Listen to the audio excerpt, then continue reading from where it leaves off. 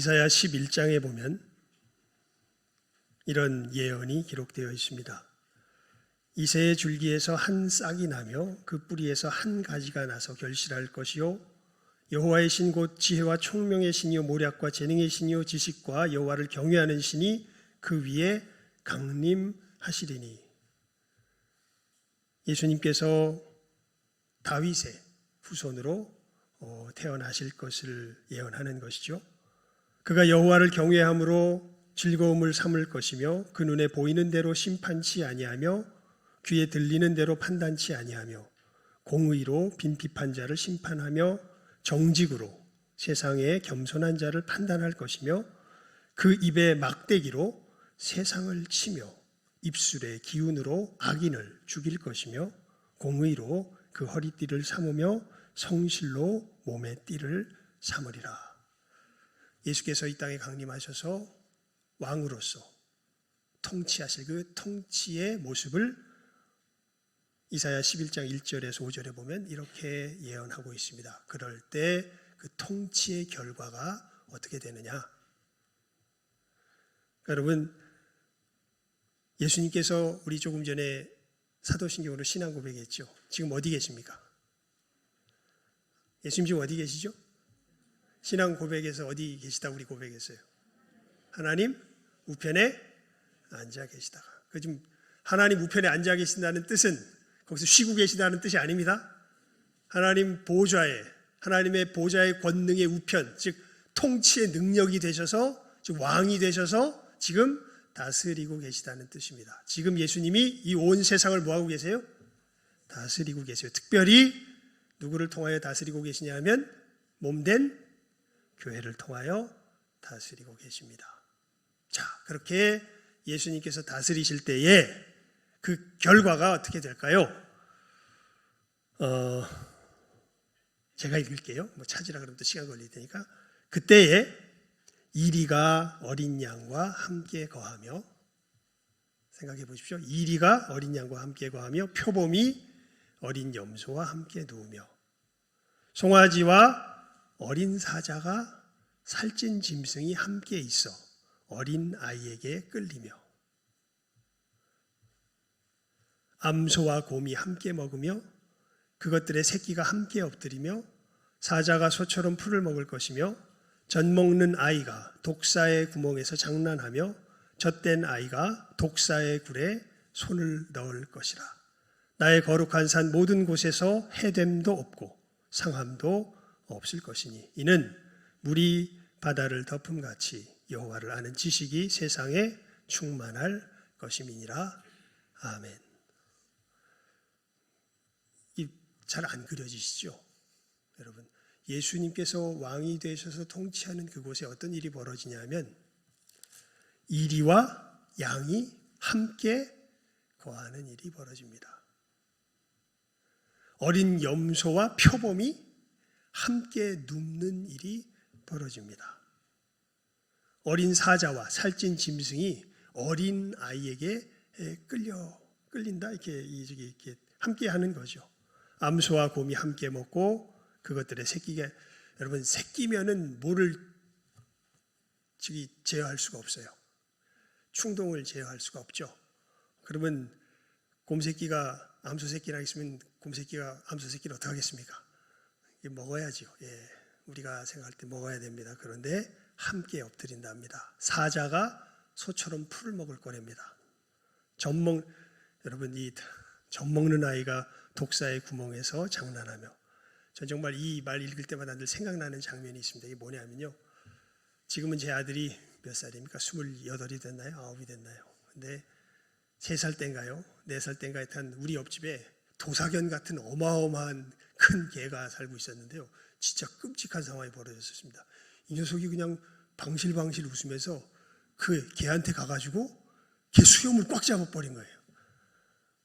큰일 나는 줄 알았습니다. 근데 정말 하나님의 은혜죠. 주님께서 거기서 확실하게 다스려 주셨던 것 같습니다. 깽깽거리면서 아프다고만 하지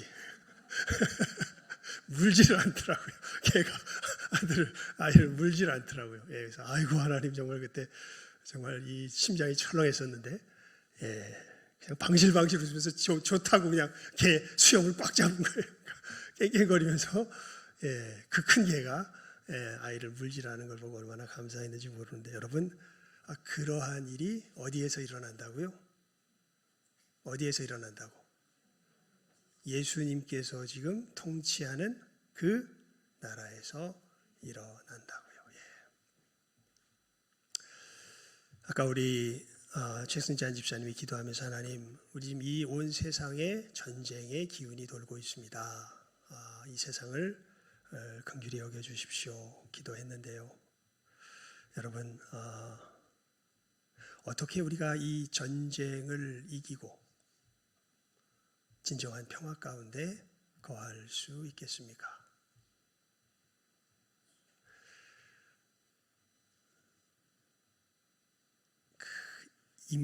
무슨 가식이 임재범, 맞아, 임재범이라는 그 가수, 유명한 가수잖아요.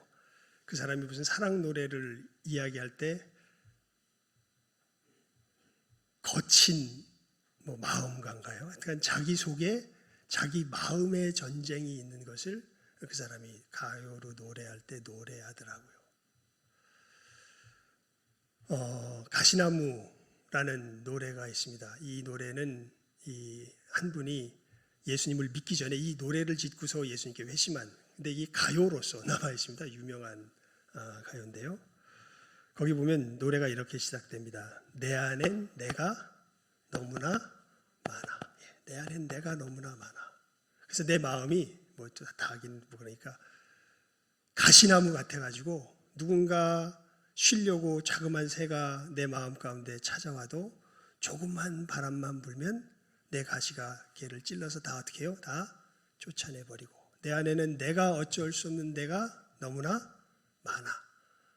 정말 그런 자기 자신에 대해서 정말 처절하게 절망하면서 부르는 가요가 바로 그 가시나무라는 그런 가요입니다. 왜 이야기를 합니까? 여러분, 평화롭고 싶지만 사실은 우리 속에는 평화할 수 있는 힘이 없습니다. 내 안에는 뭐가 있을까요? 여러분 안에 뭐가 있는 줄 아세요? 전쟁이 있습니다. 전쟁. 내 안에는 전쟁이 있습니다. 포장을 하고 가면을 씌워서 살짝 이렇게 덮어놓은 것뿐인데 버튼만 한번 제대로 눌려지면 바로 뭘 발사해요? 핵 미사일을 발사하는 게 누구예요? 그게 바로 우리들이죠. 그래서 이 땅에는 뭐가 그칠 수가 없어요. 전쟁이 그칠 수가 없습니다. 왜냐하면 내 안에 뭐가 있기 때문에, 전쟁이 있기 때문에. 그런데 하나님께서 약속하십니다. 예수께서 왕이 되신 그곳에는 우리가 조금 전에 읽었던 것처럼 거기는 뭐가 없어져요? 전쟁이 없어져요. 오늘 우리 찬양대가, 시온 찬양대가 찬양했는데요. 거기서 보통은 후렴구가 많이 와닿는데 오늘은 중간에 한 가사가 그냥 가슴에 딱 박히더라고요. 거기 보면 우리 주님은, 왕 중의 왕이신 우리 주님은 무엇의 왕이다. 성가대만 안 해. 잘 안 드셨어요. 무엇의 왕이다? 사랑의 왕이다. 이렇게 찬양했습니다. 예수님은 무엇의 왕이다? 사랑의 왕이다. 사랑의 왕이다.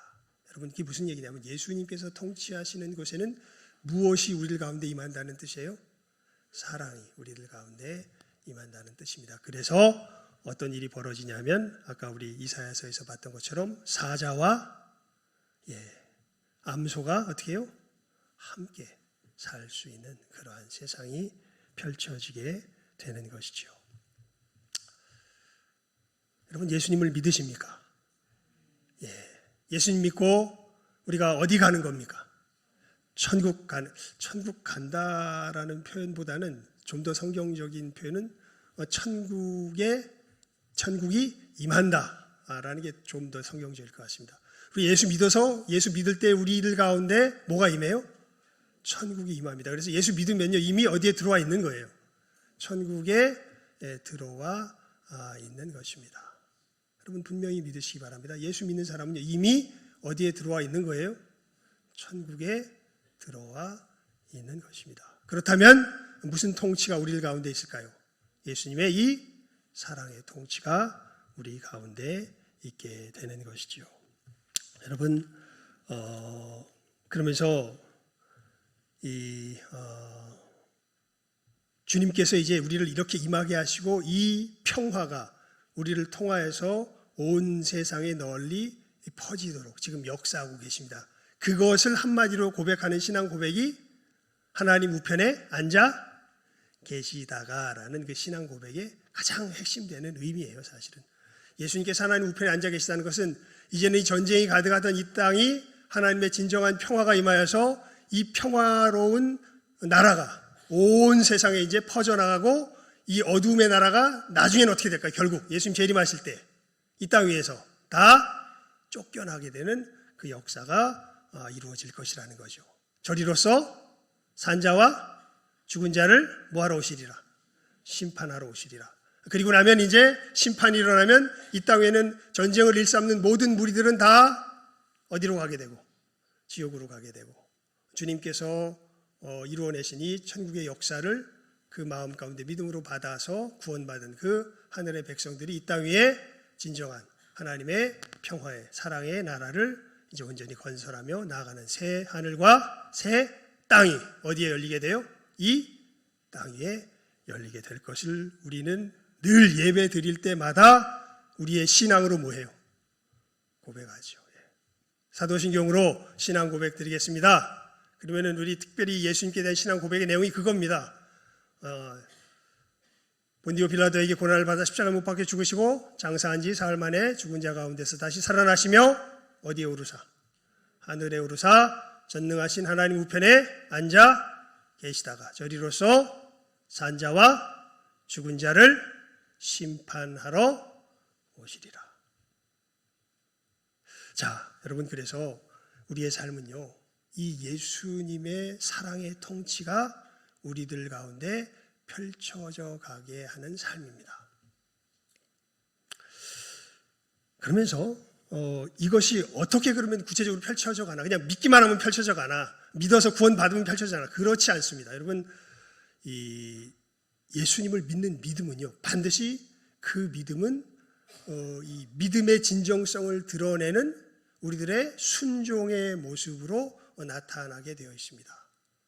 진정한 평화가 임하게 하는 이 예수님의 통치가 임하게 하는 그 진정한 순종의 모습이 어떠한 것인가에 대하여서 사실 우리가 읽은 오늘 말씀이요, 그 핵심을 정말 그대로 하나도 빠짐없이 잘 드러내주고 있는 말씀입니다. 이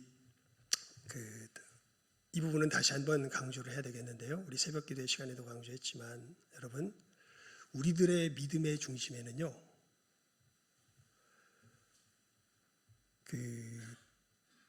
행위의 목록이 있지 않습니다. 잘 아셔야 돼요. 이게 불교와 완전히 정반대되는 그런 면에서 불교와 정반대되는 모습이에요. 여러분, 불교는요, 부처가 절대 중요하지 않습니다. 불교에서 추구하는 바가 뭐냐면 모두가 다 뭐가 되는 거냐면 부처가 되는 게 불교에서 추구하는 바예요. 뭐 어떻게 부처가 될 수 있을까요? 그 길을 누가 제일 처음 알았냐면 부처가 알았다는 거예요.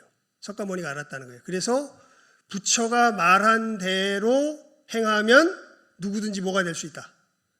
부처가 될 수 있다. 그래서 불교에서 정말 중요한 건 부처가 아니라 부처가 가르쳐준 뭐예요?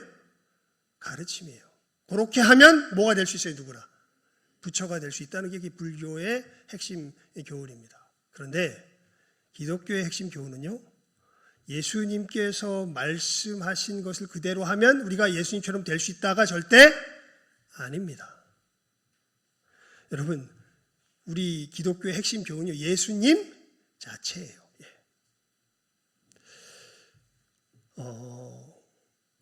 이게 이제 진정한 평화를 우리가 나누며 살아가는 이 걸음 속에서 어떻게 우리가 적용하며 그 길을 걸어갈 수 있을까요? 이것에 대해서는 말씀 속에서 이렇게 상고하면서 묵상해 보니까 이 표현을 풀어서 설명하는 게 제일 합당할 것 같습니다. 이 요한복음 14장 6절에 보면요, 우리가 아는 유명한 말씀이 있습니다. 내가 곧 길이요 진리요 생명이니 나로 말미암지 않고는 아버지께 올 자가 없느니라. 여러분, 여기 보면 예수님께서 굉장히 우리가 되게 쉽게 이해할 수 있는 것처럼 보이지만 그 의미를 깊이 따지고 들어가면 전혀 우리가 들어보지 못했던 말씀을 하세요. 그게 뭐냐면 첫 번째 얘기가 뭐냐면 내가 곧 무엇이요? 길이요. 이 얘기가 무슨 뜻이냐면요. 아까 말씀드렸던 그 얘기입니다. 여러분 예수님께서 우리들에게 야 너희들도 요렇게 걸어가면 너희들도 하나님께로 갈 수 있어라는 그것을 가르쳐 주러 오신 분이 아니에요. 말 그대로 예수님 자체가 뭐예요? 길이라는 뜻입니다. 이걸 아마 어떤 한 선교사가 아프리카 선교를 하면서 깨달아 것 같아요. 이분이 아프리카에서 선교를 하는데 이 마을에서 이제 전도를 하고 이 마을이 이제 복음이 증거되어서 이제 다른 마을로 가려고 그러는데요. 이 마을과 이 마을 사이에는 거대한 늪지로 형성된 거대한 갈대숲 같은 어마어마하게 큰 갈대숲이 있어서요. 이 갈대숲을 통과해서 가야 되는데 여기서 여기까지 갈 수 있는 사람이 유일하게 이 마을에 한 사람밖에 없어요. 이 사람만 길을 알아요. 그래가지고 다른 사람한테 부탁하면 이 마을로 다 못 간대. 그리고 늘 이 사람한테 가서 그 사람에게 부탁하면 갈 수 있다고 얘기를 해요. 그래가지고 이 선교사가 가서 그 사람에게 묻습니다. 내가 저 마을로 가고 싶은데 나를 좀 인도해달라. 그랬더니 알았다고 나를 따라오라고. 그러면서 이제 길을 가면서요 물어봅니다. 아니 사람들이 그러는데 당신만이 길을 안다고 그러는데 그 길 좀 다른 사람들에게 알려주면 안 되냐고. 그랬더니 이 사람이 그렇게 얘기를 합니다. 근데 사실 그것은 알려줄 수가 없습니다. 왜냐하면 자기도 갈 때마다 길이 어떻게 돼요? 바뀌는 거예요. 왜냐하면 갈대숲의 이 늪지의 갈대숲의 상황이 계속해서 변하기 때문에 예전에 말했던 길이 아니게 되는 겁니다. 근데 희한하게 이 사람은 거기 가면 그냥 어디가 길인지 길이 아닌지를 어떻게 하고 있는 거예요? 아는 거예요. 그래서 여기서 여기 가려면 어떤 객관적인 길이 있는 게 아니라 누구를 따라가는 게 길이에요. 이 사람을 따라가는 게 그게 곧 뭐예요? 저 마을로 가는 길입니다. 여러분 예수님께서 내가 곧 무엇이요?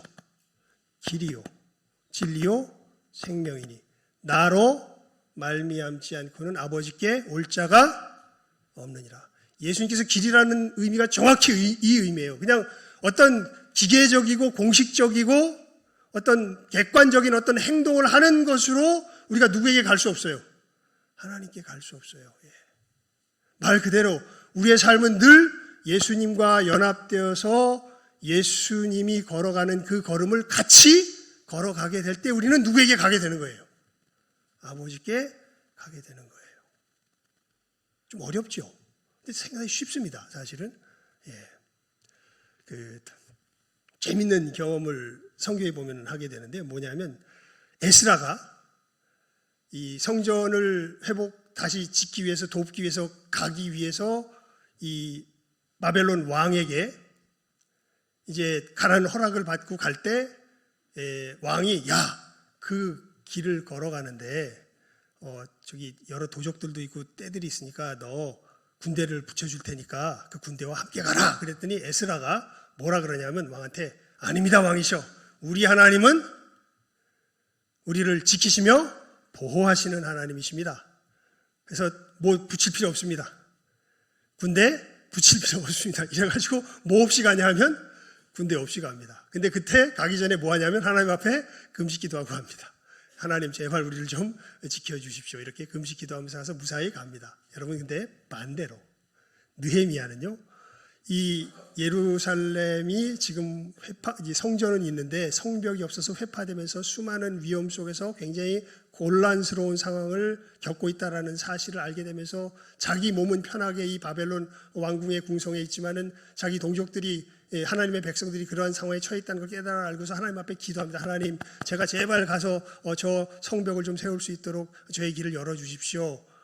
기도했더니 바로 하나님께서 들으시고 누가 부르냐면 왕이 부릅니다. 왕이 불러가지고 야 너에게 필요한 게 뭐냐. 그러니까 목록을 쫙 이야기하고 군대까지 대동해가지고 어떻게 해요? 예루살렘으로 가게 되는 모습을 보게 됩니다. 하나님 앞에 기도해서 에스라는 뭐 없이 가는데 하나님을 의지하기 때문에 군대 없이 가는데 느헤미야는 뭘 대동하고 가요? 그 군대를 대동하고 둘 다 누구를 의지해서? 하나님을 의지해서. 그럼 군대 없이 가는 게 하나님 뜻입니까? 군대 데리고 가는 게 하나님 뜻입니까? 하나님과 동행하는 게 하나님 뜻입니다. 그 상황이 어떻게 될지는 하나님께서 우리들에게 베풀어 주시는 그 상황 속에서 벌어지게 되죠. 저도 그런 경험을 했던 적이 있습니다. 부산에서 서울로 올라올 때는요, 아내가 부산 교육청에서 서울 교육청으로 이렇게 이송되는 게 이게 기적 같은 일이라 그러더라고요. 그때 딱 두 사람, 부산 교육청에서 딱 두 사람 옮겼는데 25년 동안 부부 별거했던 별거 교사랑 제 아내, 갓 교사된 지 얼마 되지 않은 아내만 옮겨갔습니다. 그래서 제가 이 서울 교회에 갔더니 서울 교회 마침 그 뭐라 그러죠? 막 이렇게 감사하고 돼 있는 사람 뭐 있잖아요. 그 교육청에서 막 뭐라 그러죠? 장학사, 맞아, 장학사. 장학사이신 분이 그 서울 교회에 있었는데 저한테 슬쩍 와서 이렇게 목사님 누구 백 썼습니까? 이렇게 저한테 아주 단도직입적으로, 이게 있을 수가 없는 일이라고 저한테 단도직입적으로 이렇게 물어봐. 목사님 누구 백 썼습니까? 백을 쓰긴 뭔 백을 써요? 그냥 그때 기도만 했는데.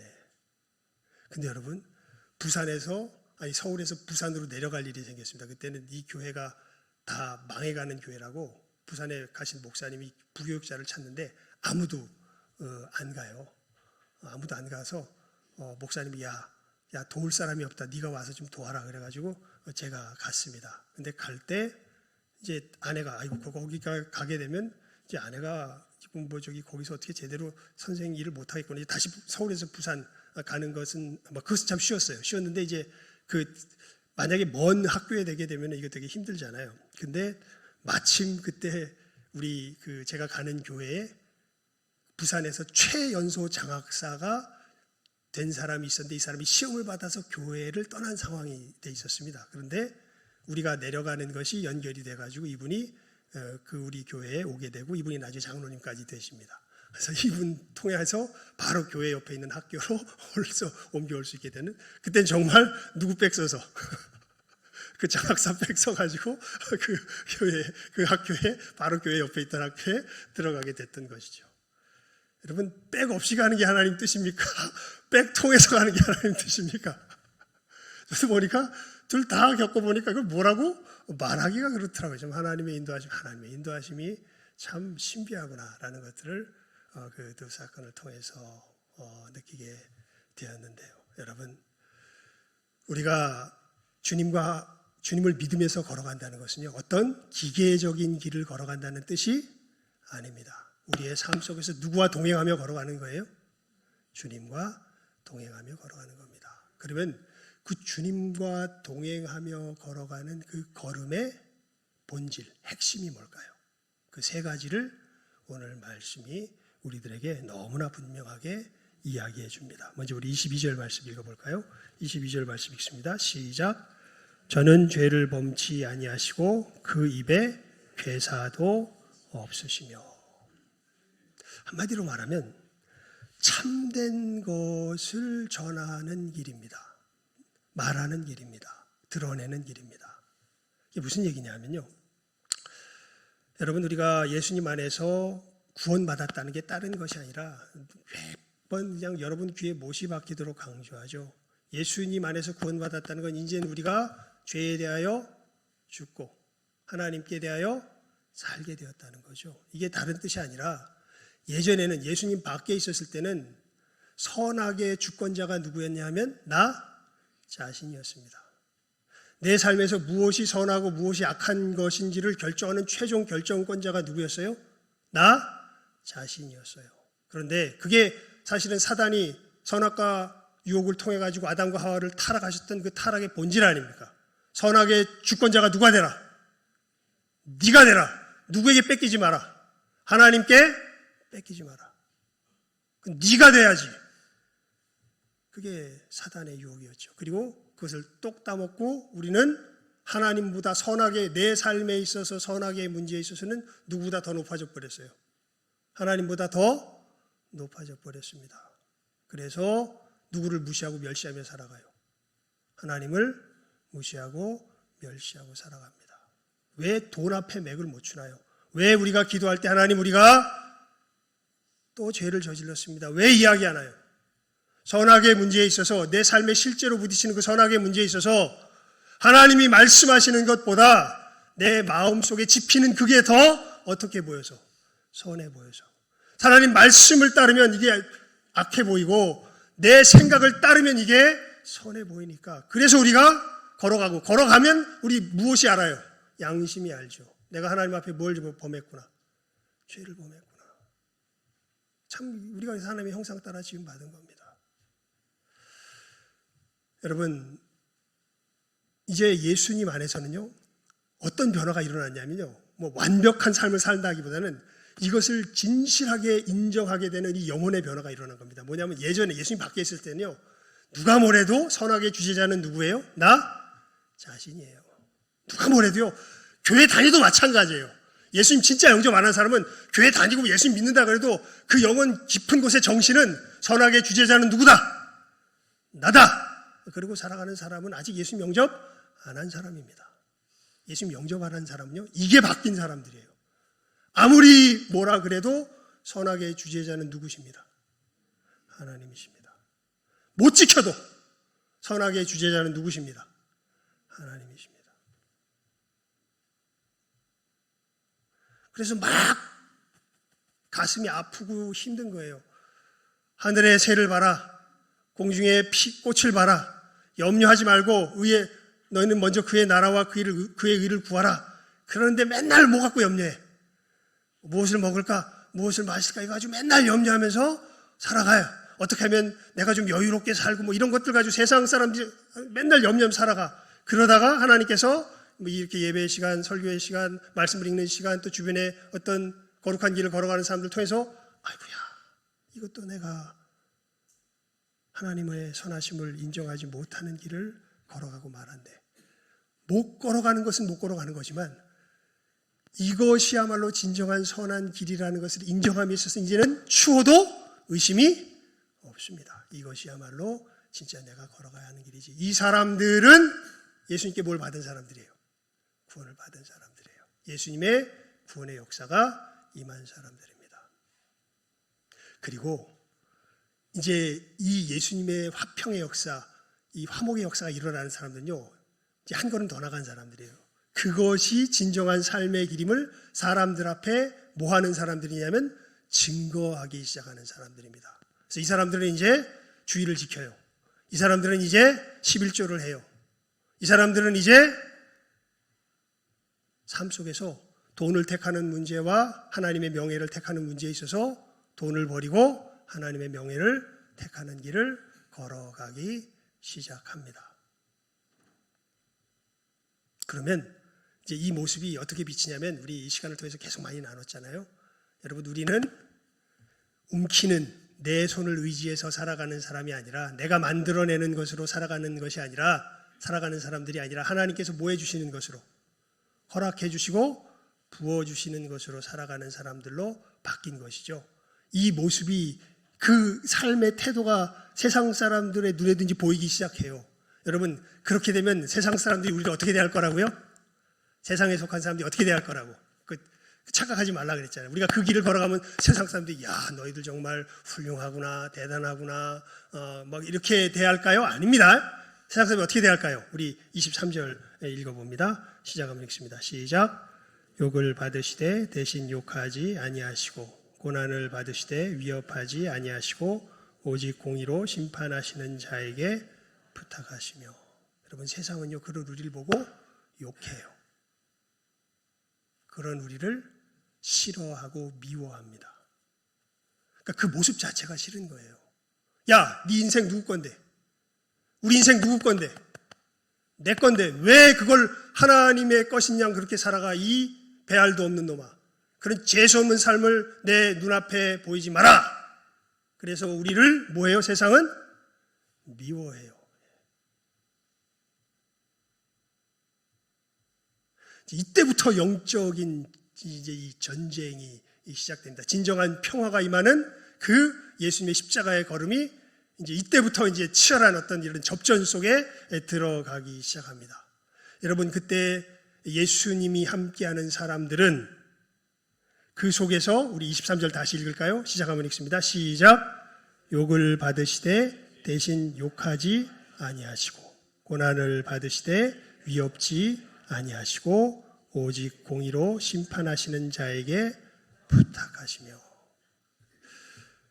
여러분, 내가 예수님을 믿는, 예수님의 뒤를 쫓아가는 그 정말 주님의 그 이 천국의 역사, 능력이 내 안에 역사하는지 역사하지 않는지를 알려면요, 언제 우리가 딱 알 수 있게 되면 간단하게 말하면 원수랑 부딪혔을 때 알게 돼요. 누구랑 부딪혔을 때요? 원수랑 부딪혔어요. 원수는 쉬운 얘기가 아닙니다. 원수는 같이 살 수 있어요, 없어요? 같이 못 살아서 뭐예요? 원수 아니에요. 그래서 불구대천, 같은 하늘을 뭐 할 수 없다, 마주 볼 수 없다. 그래서 원수 아닙니까? 그러니까 내가 정말 예수님의 이 천국의 권능의 역사가 있는지 없는지를 알려면요, 누구를 맞닥뜨렸을 때 내 모습을 보면 아냐면, 누구를 맞닥뜨렸을 때, 원수를 맞닥뜨렸을 때 내 모습을 보면 압니다. 여러분, 그 원수에 대하여서요, 무엇을 버릴 수 있게 될까요? 주님의 능력이 있다면 적대감을 버릴 수 있게 됩니다. 이건 정말 예수님의 사람 아니면 못 갖는 거예요. 예. 그런 일이 벌어지는 거죠. 아까 제 아들 녀석이 누구의 수염을 잡았을 때, 그 도사견의 수염을 잡았는데 너무나 놀랍게도 하나님께서 역사하셨겠죠. 역사하신 것이죠. 이 도사견의 그 마음이 있었을까요? 하여튼 도사견의 그 정신 속에 무엇을 하나님께서 싹 없애주셨던 거예요. 공격받고 있다는 적대감을 없애주신 거죠. 여러분, 예수의 사람들은요, 원수와 늘 부딪히게 됩니다. 부딪히게 되는데요, 정말 예수님의 이 천국의 역사가 우리들 가운데 일어나기 시작하면요, 우리들 속에 뭐가 작동하지 않아요? 적대감이 작동하지 않아요. 오히려 우리 로마서, 여기는 한번 찾아봅시다. 로마서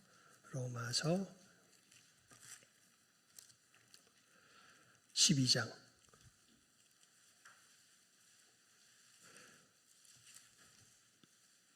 17절에서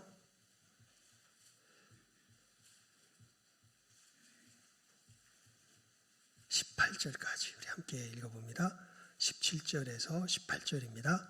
함께 읽어봅니다. 시작. 아무에게도 악으로 악을 갚지 말고 모든 사람 앞에서 선한 일을 도모하라. 할 수 있거든 너희로서는 모든 사람으로 더불어 평화하라. 무엇으로 무엇을 갚지 말라고요?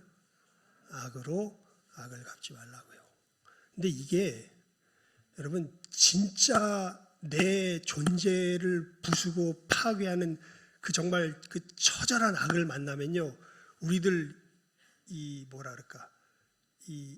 이가 갈리면서 이건 반드시 응징해야 됩니다. 근데 주님 말씀하세요. 무엇으로 뭐를 갚지 말라? 악으로 악을 갚지 말라. 그게 안 되려면 우리들 속에 뭐가 없어야 돼요? 적대감이 없어야 돼요. 적대감이. 여러분, 우리가 놀랍게도요, 예수님께서 그렇게 바리새인들을 욕하시잖아요. 이 회칠한 무덤들아, 막 저저저 한데, 말씀을 가만히 살펴보면요, 그 속에서 뭐가 안 보이냐면 적대감은 없어요. 예수님께서. 그러니까 그들의 상황을 안타까이 여기시면 그들이 아프게 하는데, 근데 예수님은 그들을 향한 뭐가 없어요?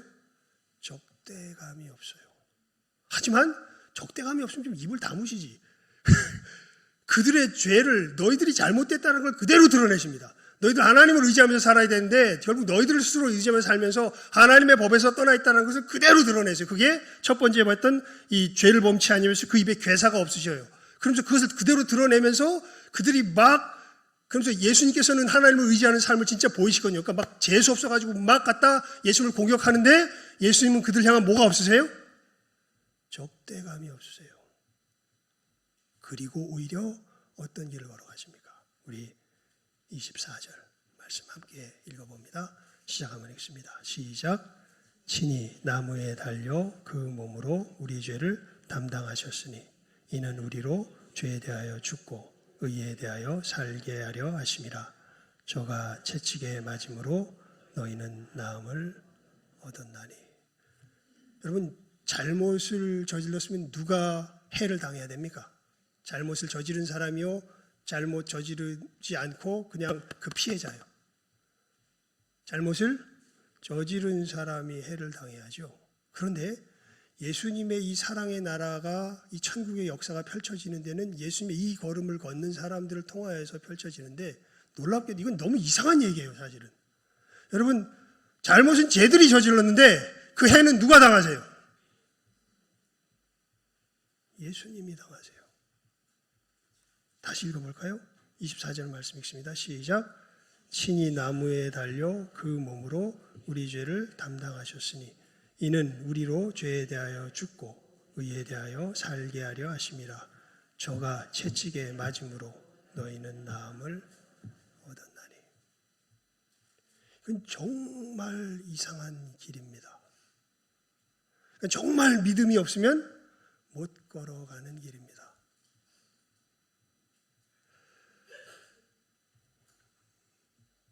전혀 우리가 생각할 수도 없었던 일입니다.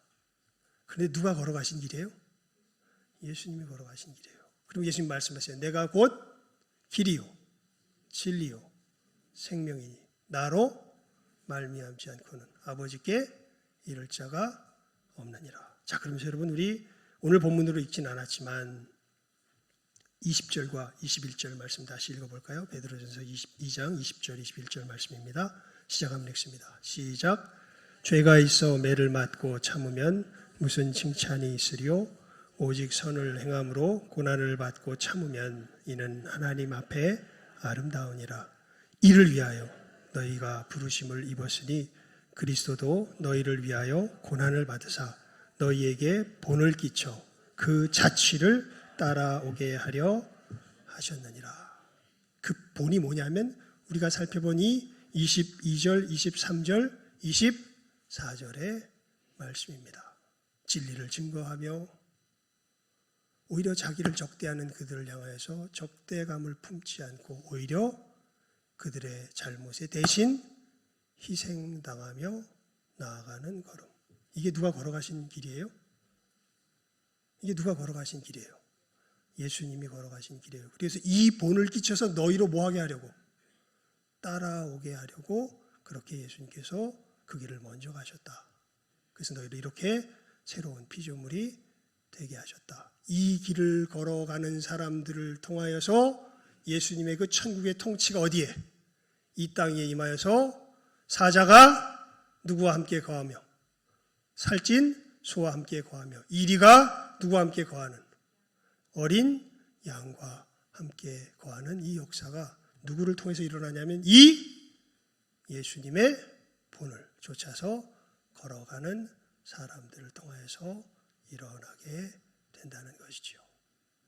이 걸음이 구체적으로 어떤 걸음인지는 아까 제가 처음에 말씀드렸던 것처럼 그는 상황 따라 케이스 바이 케이스 어떻게 보면 전혀 다른 모습으로 나타날 수 있습니다. 하지만 이 본질에 있어서만큼은 똑같아요.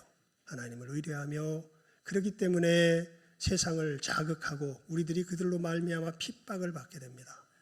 하지만 그로 말미암는 이 재앙을 그들이 잘못했기 때문에 그들이 받아야 되는데 그들이 받지 않고 누가 받음으로? 내가 대신 받음으로 걸어가기 시작할 때 그때 어떤 역사가 일어나냐면 우리 24절 마지막에 보면요 이렇게 돼 있어요. 저가 채찍에 맞음으로 너희는 어떻게 되었다? 나음을 입었나니. 그래서 여기는 한 군데 살펴보고 우리 말씀을 맺읍시다. 고린도후서 4장을 한번 펴보십시오. 고린도후서 4장입니다. 고린도후서 4장. 사도 바울도 이것을 동일한 내용을 이렇게 사도 바울의 표현으로 이렇게 이야기합니다. 고린도후서 4장. 고린도후서 4장입니다.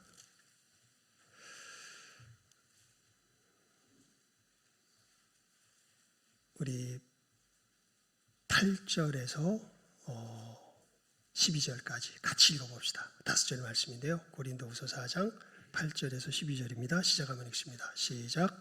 우리가 사방으로 우겨쌈을 당하여도 쌓이지 아니하며 답답한 일을 당하여도 낙심하지 아니하며 핍박을 받아도 버림받지 아니하며 거꾸러뜨림을 당하여도 망하지 아니하고 우리가 항상 예수 죽인 것을 몸에 짊어짐은 예수의 생명도 우리 몸에 나타나게 하려 함이라.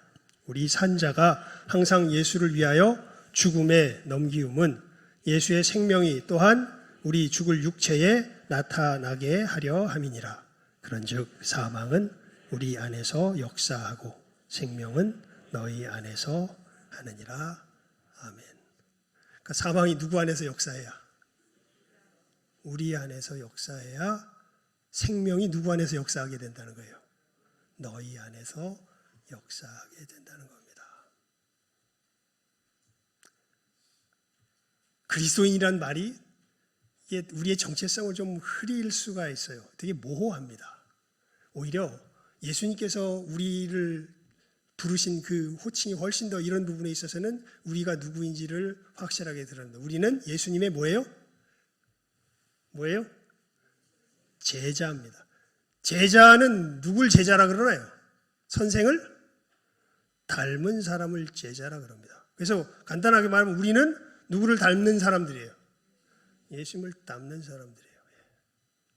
예수님께서 걸어가신 이 십자가의 길을 걸어가는 사람들이 바로 우리들인 것을 이 복된 날 귀한 시간 우리 마음에 새기시며 주님 뒤를 쫓아서 천국의 역사를 이루며 나아가시는 이 시간 함께하는 모든 귀한 영혼들 다 될 수 있기를 주님의 이름으로 축원을 드립니다. 기도하겠습니다. 하나님 아버지 감사합니다. 저희들 주님께서 걸어가신 이 십자가의 길이 이 땅 위에 진정한 평화가 임하게 하는 길인 것을, 천국이 임하게 하는 길인 것을 오늘 사도 베드로의 귀한 교훈을 통하여서 우리 마음에 다시 한번 새깁니다. 우리 귀한 영혼들 주님 걸어가신 이 길을 우리들 삶 속에서 또렷한 눈으로 바라볼 수 있게 하여 주시고 세상과 같이 아니하여 저희들 자기 움키는 손으로 살아가지 아니하며 정말 하나님의 부으시는 손을 의지하며 살아가며 그 일로 말미암아 우리를 핍박하며 저주하며 조롱할 때에 그 영혼들을 사랑하며 참으로 적대감을 품지 않고 하나님 오히려 그들로 말미암아 참으로 당하는 그 피해 모든 희생을 대신 질 줄 아는 주님 대속하신 그 대속의 걸음을 걸어갈 줄 아는 주의 참으로 제자들로서 내 몫의 십자가를 바르게 지며 주의 뒤를 바르게 좇을 줄 아는 우리 모든 귀한 한 영혼 한 영혼 다 되게 하여 주시기를 주님의 참된 제자 되게 하여 주시기를 간절히 바라옵고 소원하오며 모든 것 예수님 이름으로 기도드리옵나이다. 아멘. 우리 507장 찬송드리며 준비한 예물 드리도록 하겠습니다.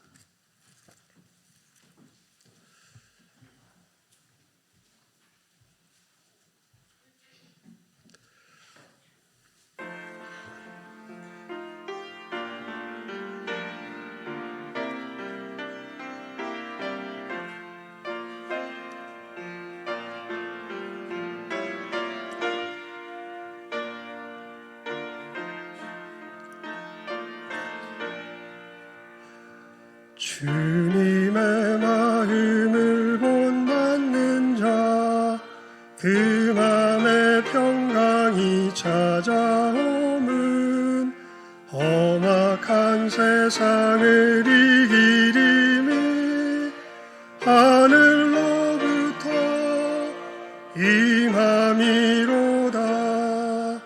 주님의 마음 본받아 살면서 그 거룩하심 나도 이루리.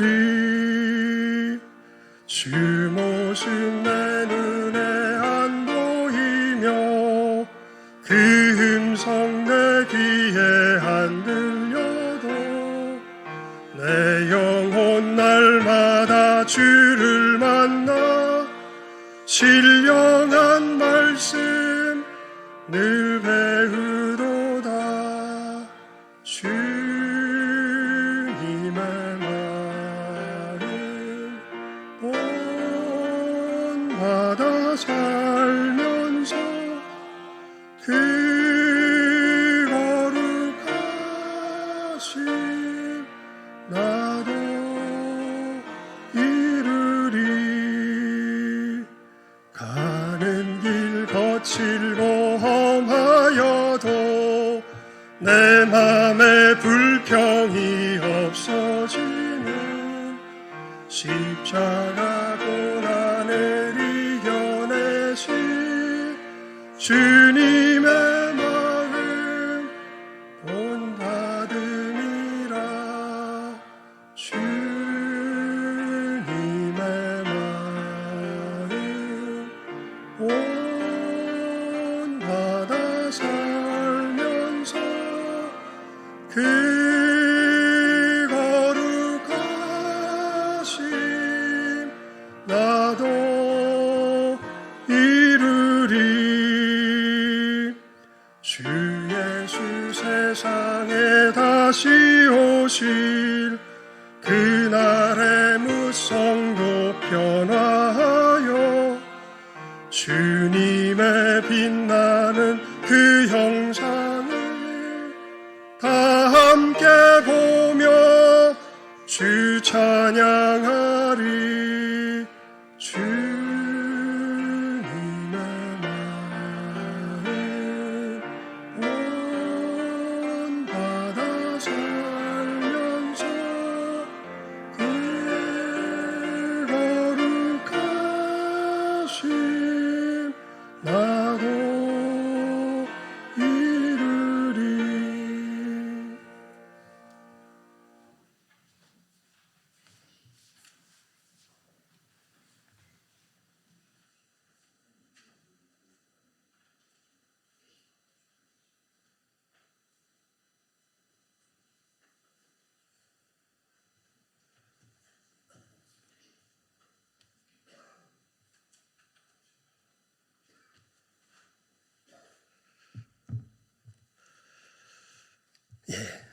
우리 봉헌 기도 드리도록 하겠습니다.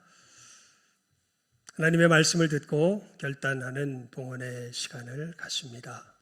하나님, 저희들이 예물 드림과 같이 주님 걸어가신 이 십자가의 길을 저희들도 주의 손을 붙들고 한 걸음 한 걸음 걸어가기로 결심하는 복된 결단이 있는 이 귀한 봉헌의 시간 되게 하여 주시옵소서.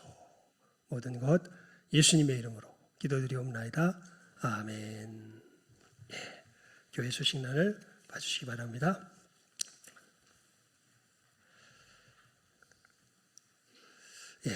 우리 교회에 처음 오신 분들 예수님의 이름으로 환영합니다. 모두 천국에 함께 이르기를 소망합니다. 우리 대신자 작정 카드 이제 마지막 이제 이 이야기입니다. 이제 다음 주부터는 이제 제출하는 얘기 안 할 겁니다. 여러분 작정하신 분들 사무실에 제출해 주시기를 바랍니다. 우리 오늘 오후 예배 후에 정기 당회로 모이기 때문에 우리 오늘 임직 후보 교육은 오늘 만나시도록 하겠습니다. 아마 앞으로 임직 후보 교육이 추수감사주일하고 성탄절 2부 그 시간하고 그 두 번이 아마 오늘하고 해서 세 번이 쉬게 될 겁니다. 그래서 우리 교육 받으시는 분들 잘 기억하시고 그 외에는 안 쉽니다. 하지만 오늘하고 우리 추수감사주일 그다음에 성탄절 2부 그때는 쉬니까요. 우리 교육 받으시는 분들 잘 기억하시길 바랍니다. 그리고 우리 다음 주일은 우리 성례 주일로 지킵니다. 우리 성찬을 또 받지요. 또 우리 지금 신청이 올라온 분이 참 그래도 하나님께서 학습 한 분 있습니다. 그래서 우리 한 분이 학습 받으시고 우리 또 성찬식을 나누니까요. 여러분들 다음 주일 또 특별히 이번 주일 주님 앞에서 잘 준비하고 오실 수 있기를 바랍니다. 그리고 우리 감사절 특별 새벽 기도에 11월 13일부터 17일까지 본당에서 그러니까 다음 주죠. 근데 오는 주 말고 다음 주에 우리 갔습니다. 여러분 게시판에 준비 사항을 게시하였으니까 우리 각 준비하실 분들 또 잘 보시고 준비하시면 되겠습니다. 그리고 우리 다음 주일은 각부 총회를 갖는 원래회로 모입니다. 내년 한 해 부서원 구성은 올해와 같습니다. 우리가 아직 사람들이 더 늘지도 않고 조금 늘긴 했는데 그래도 뭔가 구성을 바꾸기에는 아직 충분치 않아서요. 우리 각 전도의 구성이 또 전과 같으니까 여러분들 또 하나님께서 이렇게 인도하시는구나 잘 받아들이시고 그렇게 총회를 다음 주일 준비하시면 되겠습니다.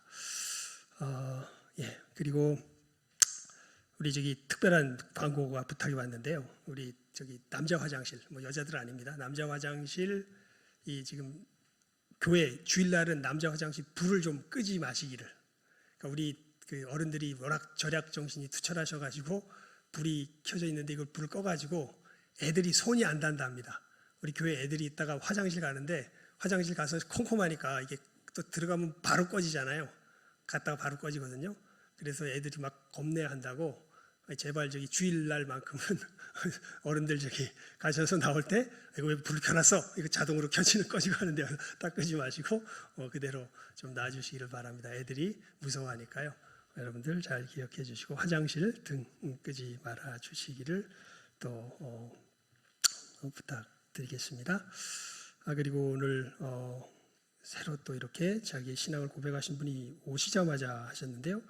예배 후에 저를 좀 우리 박경의 우리 인성 자매님은 저를 좀 만나 주시면 감사하겠습니다. 그냥 이렇게 용감하게 아주 이렇게 나는 예수님을 믿겠습니다. 우리 카드에 자기의 이름을 아주 용감하게 이렇게 써서 제출해 주셨는데요. 저를 예배 후에 만나 주시기를 바랍니다. 이상 광고를 마치겠습니다. 우리 자리에서 일어나셔서 주기도송으로 폐 찬송 드리고 축도로 예배 마치도록 그렇게 하겠습니다.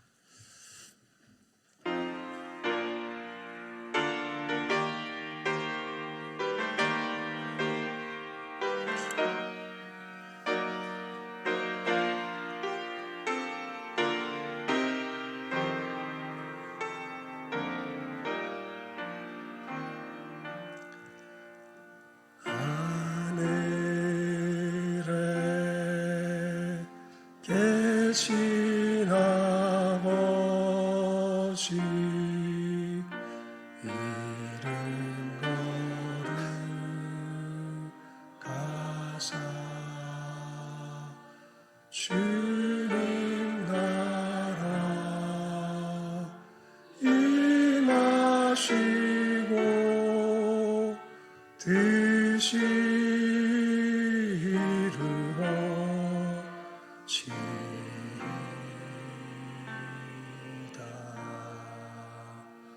일용할 양식 주시고 우리들의 큰 죄 다 용서하시며 또 시험에 들게 마시고 악에서 구원하소서.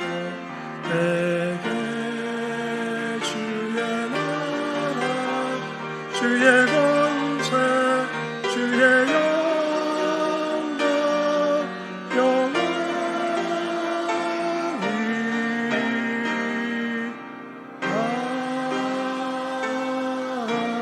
아멘.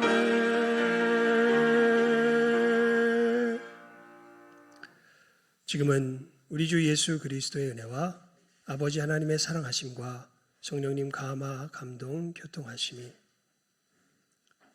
주님의 이 생명에 참여하는 길이 다른 길 아니라 주님 걸어가신 이 십자가의 길을 걸어감에 있음을 이제는 다시금 깨달아 알며 이 걸음 주의 뒤를 쫓아 한 걸음 한 걸음 신실하게 걸어 나아가기로 결심하는 모든 귀한 영혼들 위해와 이 시간 함께 머리 숙인 모든 복된 영혼들 위해 이제로부터 함께 있을지어다.